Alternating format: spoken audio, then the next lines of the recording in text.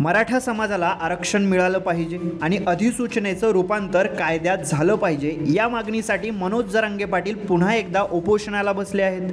10 फेब्रुवारीपासून मनोज जरांगे पाटील यांनी उपोषण सुरू केलं आहे। त्यांची प्रकृती दिवसेंदिवस खालावत चालली आहे। त्यांच्या उपोषणाचा आजचा हा 6वा दिवस आहे। तसंच मनोज जरांगे पाटील यांच्या नाकातून काल रक्तही बाहेर येत होतं। तेव्हा मनोज जरांगे पाटलांनी कालपर्यंत उपचारास नकार दिला, परंतु काल शेवटी त्यांनी सलाईन लावण्यास सुरुवात केलेली आहे। सगळ्या सोयऱ्यांसाठीच्या कायद्याच्या मागणीवर मनोज जरांगे पाटील ठाम आहेत। मनोज जरांगेच्या या उपोषणाला राज्यभरातून विशेषतः मराठवाड्यातून चांगला प्रतिसाद मिळताना दिसतोय।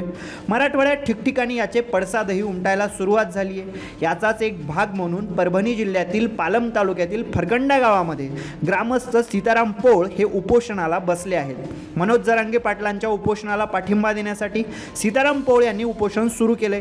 त्यांच्या उपोषणाचा आज 4था दिवस आहे। 12 फेब्रुवारीपासून त्यांनी सुरू केलेल्या उपोषणा ठिकाणी ग्रामस्थही त्यांना पाठिंबा देत असल्याचं पाहायला मिळते। दररोज त्यांच्या प्रकृतीची वैद्यकीय तपासणीही डॉक्टरांकडून केली जात आहे।